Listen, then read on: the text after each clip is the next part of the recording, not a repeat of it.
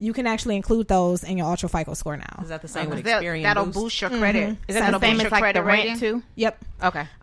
They should put phone bills in there. They should. Can you put cell phone bills in No, there? I think it's just primary utilities and banking history. So if a lot of people have banks but don't have credit. So if you have good banking history, like you have an average, I think it's like $400 a month, you have no overdraft fees in like the past 6 months, you can actually add that history into your credit profile. I didn't know that. We need to go to break. Yeah.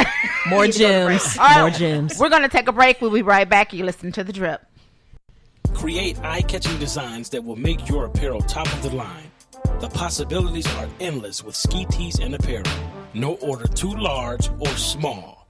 One item or hundreds. No problem. With quick turnarounds. No setup charges or hidden fees. And rush services to fit your needs. Customize your look today by calling 440-462-9401. That's 440-462-9401. And also follow us on the web at skiteesapparel.com.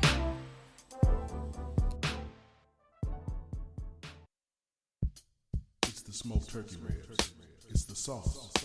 It's the service. Triple S, Smoky Sweet Soul. Are you looking for a quick bite to eat for lunch? Or maybe someone to provide food for your next get-together or meeting? Why don't you try Smoky Sweet Soul? Our award-winning cuisine is certain to hit the mark. Call us at 216-338-0518 for catering or to schedule the food truck to come to your job or special event. Check us out on Facebook, Instagram, or at www.smokysweetsoul.com. That's SMOKYSWEETSOUL. Everybody loves it. Smoky Sweet Soul. Come hungry, leave happy.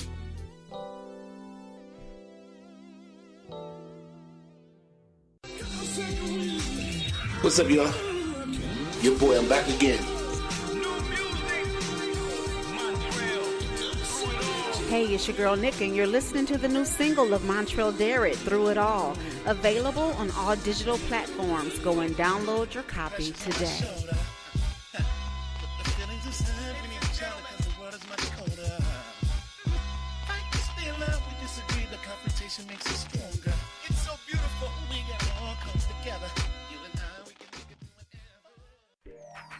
Hey guys, it's your girl Nick from the Drip Podcast.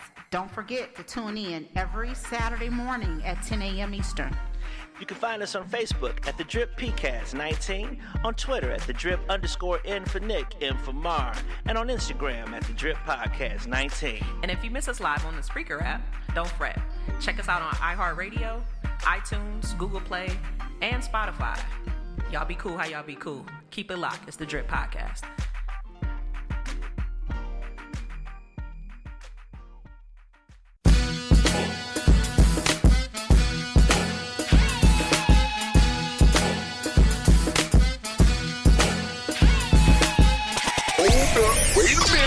You're listening to the Drip Podcast with Nick and Mars. Keep it locked.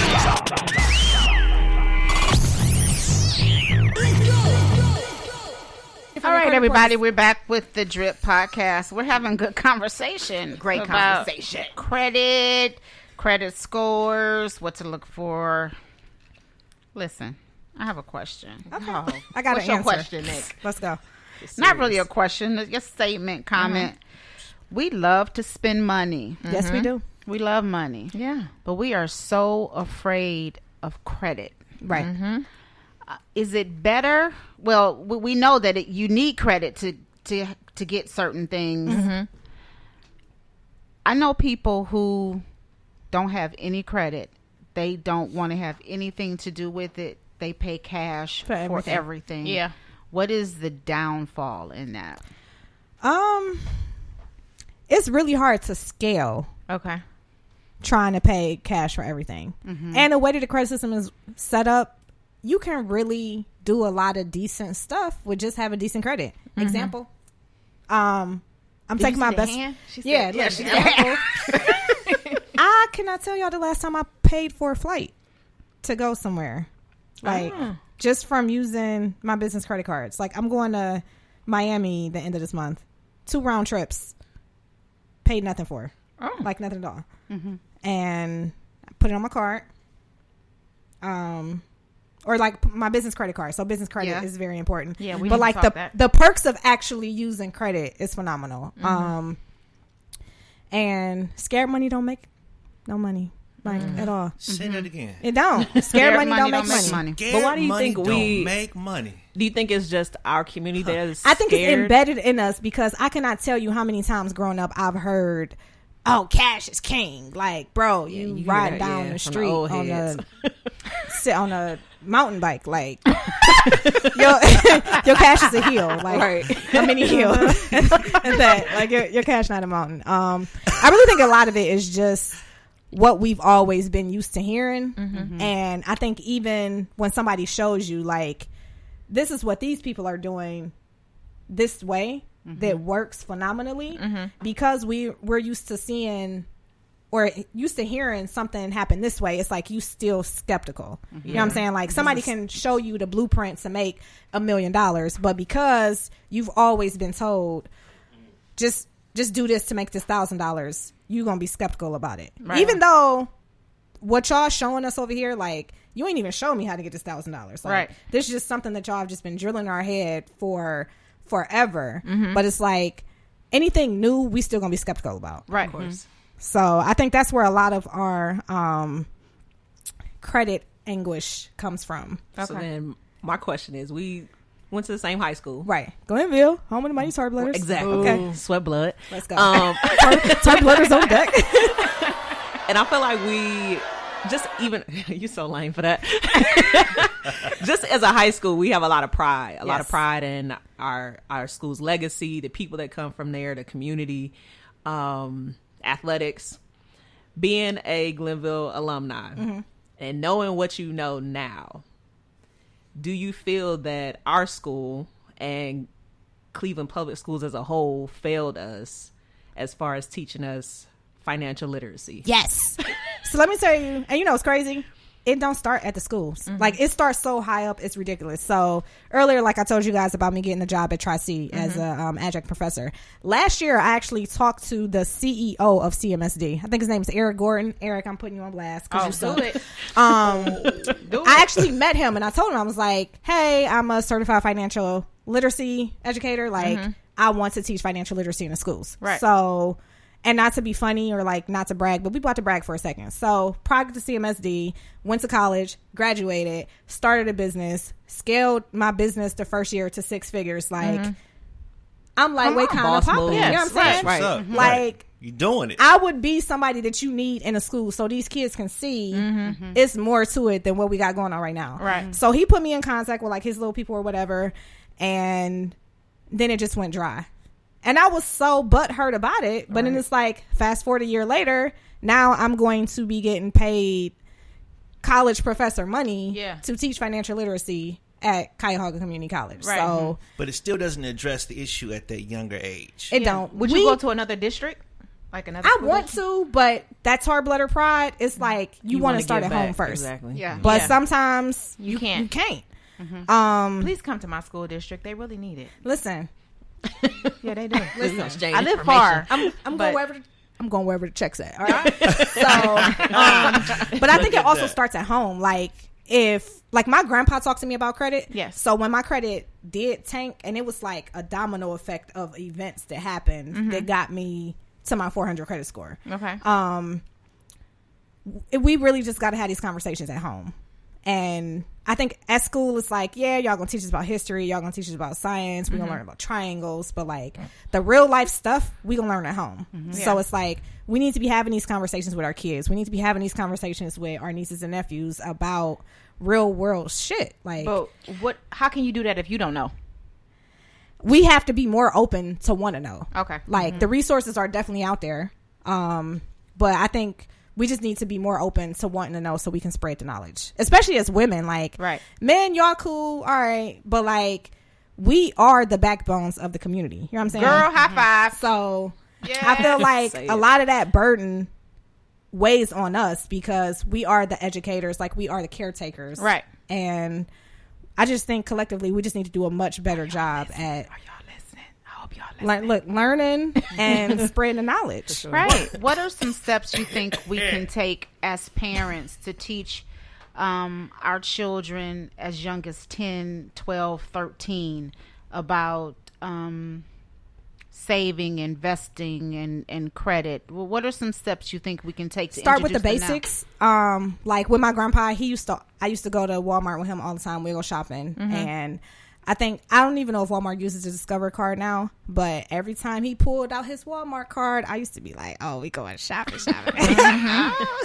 But really, just telling our kids like how important it is to pay our bills. So like, he would take us school shopping every year, and then he'd be like, "Irene, you coming to wash these dishes and cut my grass so we can pay this bill?" And I'm like, pay this bill? Like, I don't even know what that is.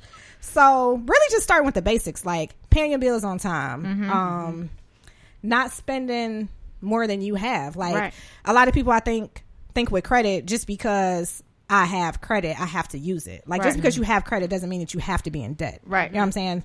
So just really start with the basics like that. And that's where my foundation started. Yeah. And it's like when I turned 18, I had good credit accidentally. Then yeah. And then I got a hold of it. Yep. Right. I think I got my first brand new car when I was 20. It was the 2007 Chevy Impala. Oh. And you can tell me that when I was pulling up in my Chevy skirt. But then like not really knowing about credit, but just knowing I need to pay my bills on time. Oh, it was all bad after that. Like oh, as long as I pay the minimum, I'm cool. I'm cool. Oh yeah. Little $25, all right. Yeah. But like kids, especially kids, you like, they learn so much from us from what they see. So like, all right, you paying bills for the month? Come on, I'm about to show you how to do this. Exactly. And I think like I've known how to manage a checkbook since I was 14. Oh yeah. Like, and I think growing up, I think it's just the way we were raised. Paying bills was grown up business. It was like a secret. Yeah, it was. Yeah, it was like a secret. secret. And I wish I had my oldest son, taking him, because my youngest son is so good with money. Like he's like straight and narrow. He got it from his dad. Didn't get it from me. Didn't get it from me. But I wish I had sat down with them, every month when you're paying bills, this is the gas bill, this is the light bill, this is what we need for groceries, and just breaking it down and letting them see how things work. And I think that would have a crazy trickle down effect. Yeah. Like, okay, they see the bills. Now it might push towards a gratitude thing or appreciation for, or you might start turning the lights off. Right. Yeah, girl. Right. In the room, it's nobody in here. Can you turn the lights off? Because my oldest son, he went to Villa Angela, and he literally thought I was rich. I thought we were rich when I went to private school too. And I'm like, dude, we ain't rich. Right. Then come to find out they was just making it happen. Oh yeah, we're just making it happen. But I think taking your kids and sitting them down and seeing those wheels and how you make stuff happen, that'll change the world. And we drastically underestimate like what kids pay attention to, or like how big our influence on children really especially is. money. Like, oh yeah, they're like sponges. You know what it does is it creates for men a sort of a revelation of how beautiful responsibility is. It's a beautiful thing when you have the ability and the wherewithal and the knowledge of paying bills. You feel good after it feels good, but it makes you attractive. So much so until money wants to be in your hands, which is what we're talking about with regard to credit. You get more when you look better on paper. You do. Most definitely.